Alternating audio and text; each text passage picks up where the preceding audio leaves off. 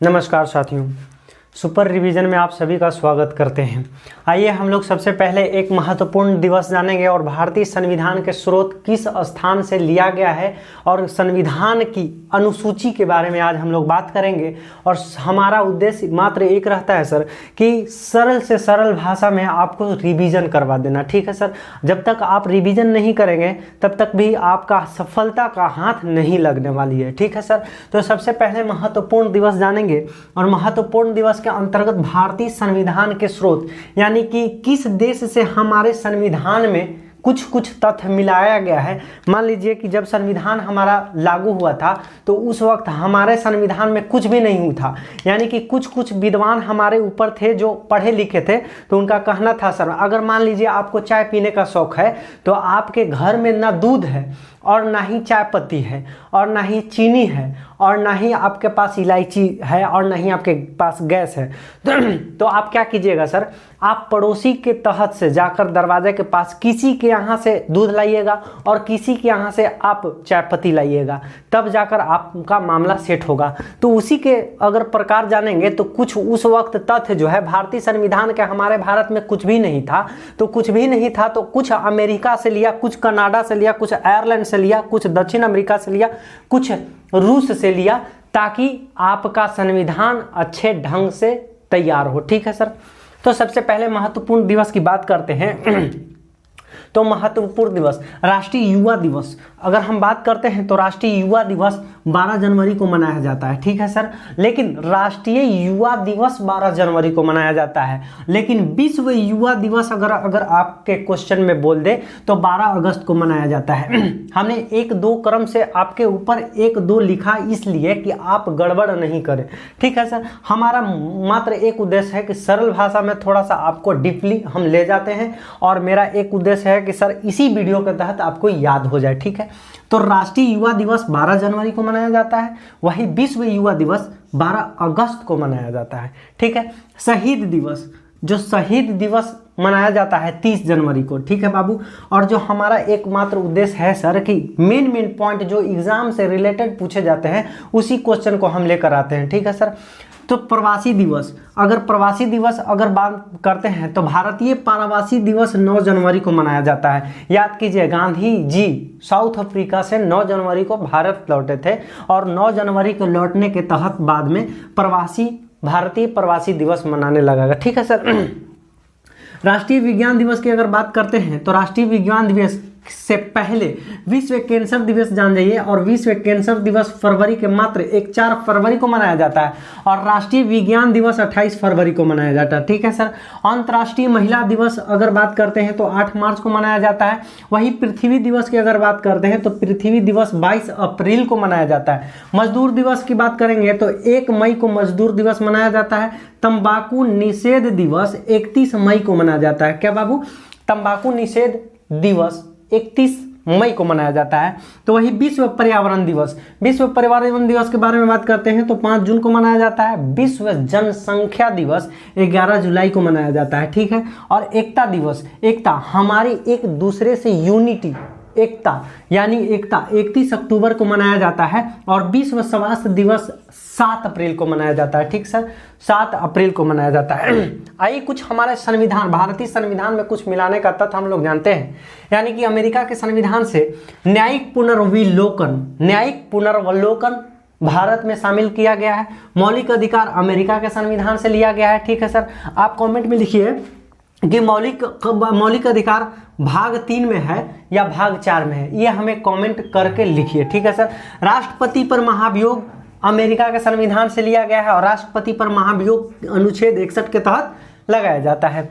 America के अगर बात करते हैं तो उच्चतम न्यायालय अमेरिका के संविधान से लिया गया है और उच्चतम न्यायालय अनुच्छेद कितना में है आप कमेंट करके लिखिए। संविधान की सर्वोच्चता अमेरिका के संविधान से लिया गया है। स्वतंत्र न्यायपालिका ये भी सब अमेरिका के संविधान से लिया गया। ठीक है सर, अच्छा आज एक कनाडा के संविधान से क्या क्या लिया गया है, तो हमारे भारत में कनाडा के संविधान से संघात्मक व्यवस्था लिया गया है और अवशिष्ट शक्ति ली गई है। ठीक है सर, तो आपसे क्वेश्चन में डायरेक्ट पूछा जाता है सर कि अवशिष्ट शक्ति किस संविधान के अंतर्गत से लिया गया है, तो कनाडा के अंतर्गत लिया गया। ठीक है सर। आयरलैंड की अगर बात करते हैं तो आयरलैंड के राज्य के नीति निर्देशक तत्व, राज्य के नीति निर्देशक तत्व जो 36 से 51 अनुच्छेद की तरह हम लोग विवरण देखने को मिलता है, और राज्य के नीति निर्देशक तत्व आयरलैंड से लिया गया है। डॉक्टर एनी बेसेंट जो लखनऊ अधिवेशन में आई थी पैचअप करने,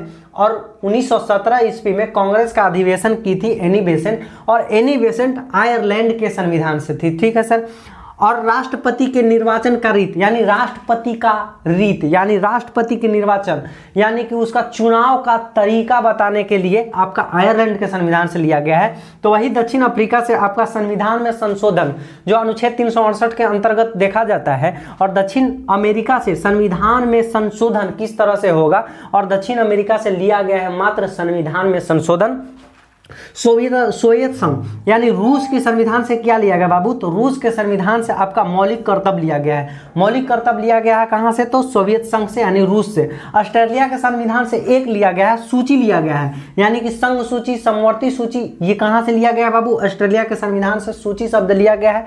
और जापान के संविधान से अनुच्छेद का विवरण, यानी कि अनुच्छेद हमारा आर्टिकल लिया गया है, जापान के अनुच्छेद लिया गया। जापान के संविधान से अनुच्छेद हमारे भारत में मिलाया गया है। बाबू आज ये संविधान की सूची अनुसूची क्या है हमारा, तो पहली अनुसूची में संघ एवं राज्य क्षेत्र है। ठीक है सर। और दूसरी अनुसूची में वेतन है। अच्छा, दूसरी दो मतलब क्या हो जाता है, दो नाग जैसा है, वेतन नाग जैसा दो, यानी कि दो वेतन, दो क्या तो बाबू, तो वेतन। और तीसरी अनुसूची में शपथ, यानी कि तीसरी में 1 2 3, तीसरी में 1 2 3, तो 1 2 3। अच्छा, मान लीजिए दूसरी और तीसरी में गड़बड़ा जाता है सब, कि दूसरी में वेतन है या दूसरी में शपथ है। तो देखिए ना, दूसरी में दो, दूसरी कहने का मतलब दो, तो दो मतलब क्या, दो वेतन, दो तो वेतन, दूसरी में वेतन से संबंधित है, तो तीसरी में शपथ से संबंधित है। और चौथी अगर बात करते हैं तो चौथी अनुसूची में राज्यसभा में सीटों का आवंटन किया गया। ठीक है सर। आवंटन की बात करते हैं तो 1 2 3 4, इसमें भी 4 शब्द है, याद इस तरह का से भी कर सकते हैं आप। पांचवी अनुसूची में देखिए 5 इस तरह से लिखते हैं, तो एस के आकार के नहीं हुआ, तो यानी कि पांचवी अनुसूची में एससी और एसटी के अंतर्गत देखने को मिलता है, क्योंकि 5 एस जैसा लग रहा है, तो हम लोग एससी एसटी के अंतर्गत पांचवी अनुसूची के अंतर्गत रखा जाता है। तो वही छठी अनुसूची में जब पांचवी में हम लोग एससी एसटी देख लिए, तो पांचवी के बाद छठी अनुसूची में एससी एसटी रखा गया है, लेकिन एक क्रम के रूप में राज्य के अंतर्गत दर्जा दे दिया, स्पेशल छूट दे दिया गया। यानी असम, मेघालय, त्रिपुरा और मिजोरम को एससी एसटी को स्पेशल छूट दे दिया। ठीक है सर। इसका ट्रिक ये है सर कि छठी अनुसूची में एटीएम के स्क्वायर, यानी ए से असम, टी से त्रिपुरा, और एम से मिजोरम, और एम से मेघालय। ठीक है सर। एम से मणिपुर नहीं, मेघालय होता है। ठीक है। सातवीं अनुसूची में सूची, जिस तरह से आप ऑस्ट्रेलिया के संविधान से सूची लिए हैं, उसी तरह सातवीं अनुसूची में सूची संबंधित हम लोग बात करेंगे। और सूची, समवर्ती सूची की अगर बात करते हैं तो इसी में समवर्ती सूची, राज्य सूची और समवर्ती सूची, राज्य सूची और केंद्र सूची। ठीक है सर। तो सातवीं, स से सातवीं और स से सूची। ठीक है सर, आपको याद हो गया होगा, स से सातवीं, स से सूची है। ठीक है सर। आठवीं अनुसूची याद करने का तरीका यह है कि आठवीं अनुसूची में भाषा है। देखिए, लैंग्वेज को अगर इंग्लिश में आप लिखते हैं, लैंग्वेज को आप अगर इंग्लिश में लिखते हैं तो देखिए 4 और 4 8 अक्षर होता है। ठीक है ना सर। तो लैंग्वेज मतलब होता है भाषा, और भाषा आठवीं अनुसूची, 8 वो इसमें है तो 8 अनुसूची में रखा गया है। नौवीं अनुसूची में आप याद कर लीजिएगा, भूमि सुधार होता है। नौवीं अनुसूची में भूमि सुधार होता है। अगर 10वीं अनुसूची की बात करते हैं तो दल बदल, ये आम लोग यानी सभी को याद रहता है 10वीं अनुसूची में दल बदल, और ये बाद में जोड़ा गया था। तो वही 11वीं सूची में, अगर 11वीं अनुसूची में पंचायती राज से संबंधित है, 11वीं राज्य से 11वीं अनुसूची पंचायती राज से संबंधित है, और 12वीं अनुसूची न्यायपालिका से संबंधित है। ठीक है सर। तो सबसे पहले 10वीं दल बदल से संबंधित है, और 11वीं पंचायत से सम्मति है।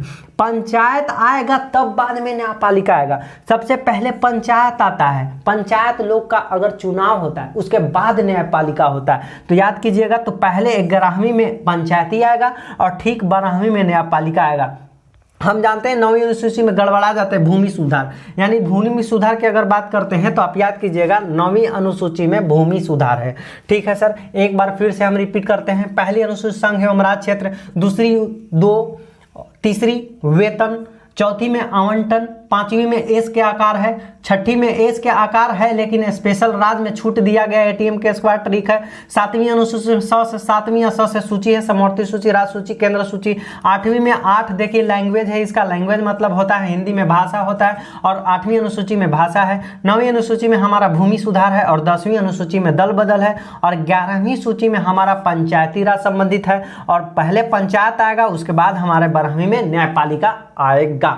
उम्मीद करता हूं कि आपका ये सेशन बहुत ही बेहतरीन लगा होगा। अगर इस वीडियो के अगर अच्छा लगता है तो इसको लाइक कर दीजिए। शुक्रिया, थैंक यू।